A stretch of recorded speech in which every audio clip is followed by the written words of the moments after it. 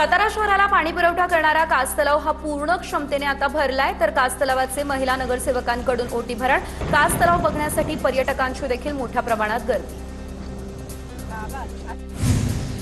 गोंदियामध्ये झालेल्या पावसाने जिल्ह्यातील धरणांमधील पाणीसाठ्यात वाढ। पुजारी टोला धरणाचे 6 गेट 1.5 फूट उंचीने सुरू, 2 गेट 1 फूट उंचीने सुरू। नदीकाठच्या गावांना सतर्कतेचा इशारा।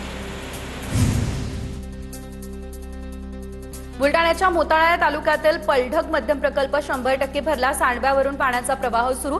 पलढग प्रकल्प पूर्ण क्षमतेने भरल्याने लाभक क्षेत्रातील शेतकऱ्यांना मोठा दिलासा।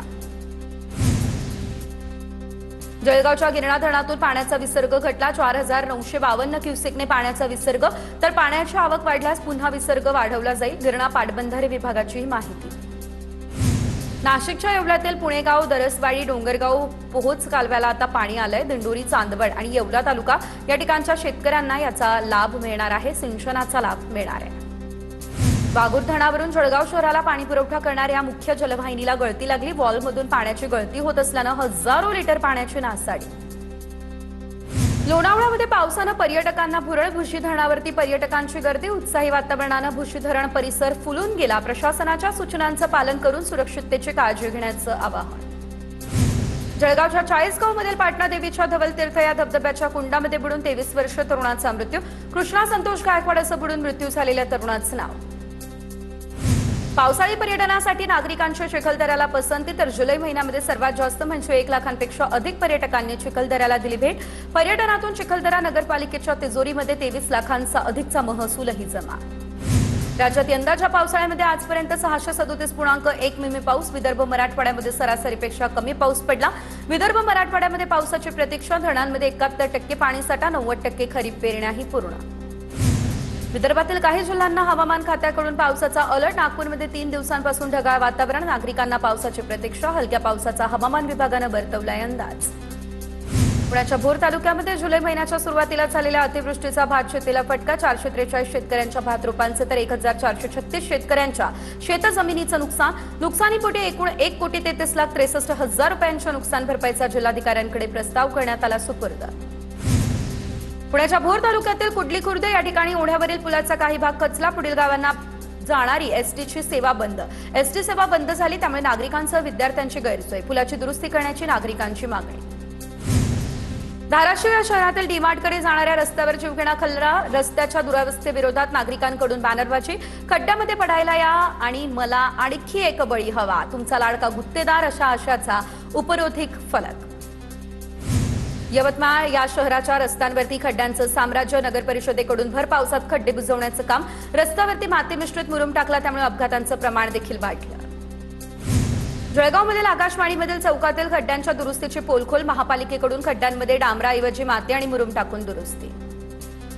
नाशिकच्या मालेगावमधील शिरपूर जैन या तीर्थक्षेत्रातील मुख्य रस्त्यावरती जीवघेणे खड्डे। खड्ड्यामध्ये दुचाकीस्वार पडल्याचा video viral.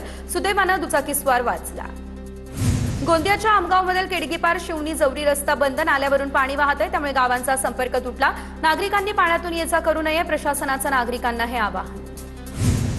Jalgaon Paldhi bypass महामार्गावर 15 ऑगस्ट पासून एकेरी वाहतूक सुरू। राष्ट्रीय महामार्ग विभागाकडून संरक्षक भिंत दुरुस्तीचं काम युद्ध पातळीवरती सुरू।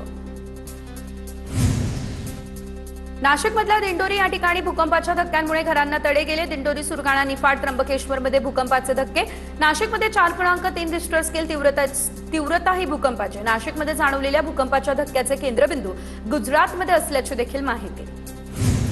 जळगावच्या मुक्ताईनगरमध्ये आदिशक्ती मुक्ताई मंदिरामध्ये भाविकांची मांदियाळी। सकाळपासून भक्तिमय वातावरण। भाविकांची दर्शनासाठी मोठ्या प्रमाणात गर्दी। ठाणे या ठिकाणच्या शहापूरमधील उमराई गावामध्ये आद्य क्रांतिकारक राघोजी भांगरे यांच्या समाधीची दुरावस्था। आदिवासी दिनानिमित्त सर्व ग्रामस्थांकडून समाधीची डागडुजी करण्याची मागणी। जागतिक आदिवासी दिनानिमित्त नाशिकच्या घोटीमध्ये भव्य रॅली। पारंपरिक वेशभूषेमध्ये वाद्यावरती तरुणाई थिरकली। मालेगावच्या वणीमध्ये आदिवासी दिन उत्साहात साजरा। बिरसा मुंडा प्रतिमेचं पूजन करून शोभायात्राही काढली। आदिवासी बांधवांनी पारंपरिक वेशभूषा करत शोभायात्रेनं रंगत वाढवली। रत्नागिरीच्या खेडमध्ये जागतिक आदिवासी दिनाचा उत्साह। खेड शहरामध्ये आदिवासी बांधवांकडून वाजत गाजत रॅली। विश्व आदिवासी दिनानिमित्त नंदुरबारमध्ये आदिवासी संस्कृतीचा जल्लोष। पारंपरिक वेशभूषेमध्ये डोल वाद्यांच्या तालावरती आदिवासी बांधव थिरकले। विविध मागण्यांसाठी कोल्हापूरमध्ये लिंगायत समाजाचं आंदोलन. लिंगायत समाजाला अल्पसंख्याक समाजाचा दर्जा, महात्मा बसवेश्वर आर्थिक विकास महामंडळाला स्वायत्त दर्जा देण्याची मागणी.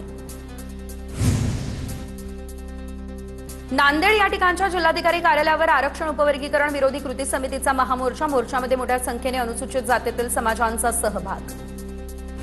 सांगलीमधील जत शहराच्या नामांतराविरोधात सर्व पक्षांचं आंदोलन. भाजप आमदार गोपीचंद पडळकर यांच्याकडून जत शहराचं नाव बदलून देवभूमी जत करण्याचा प्रस्ताव.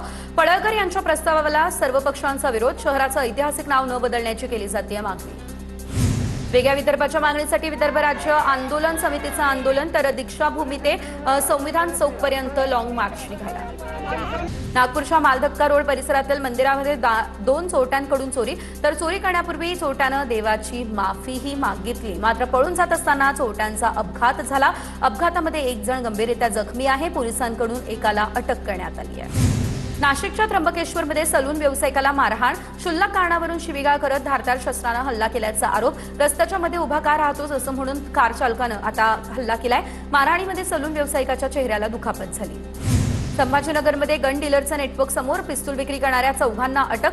देशी बनावटीचे पिस्तूल आणि 2 जिवंत काडतुसं जप्त. नंदुरबारच्या चिराग गल्लीतील घरावर पोलिसांचा छापा. छापेमारीमध्ये 7 तलवारींसह 1 संशयित आरोपी ताब्यात. गोपनीय माहितीच्या आधारे पोलिसांची मोठी कारवाई.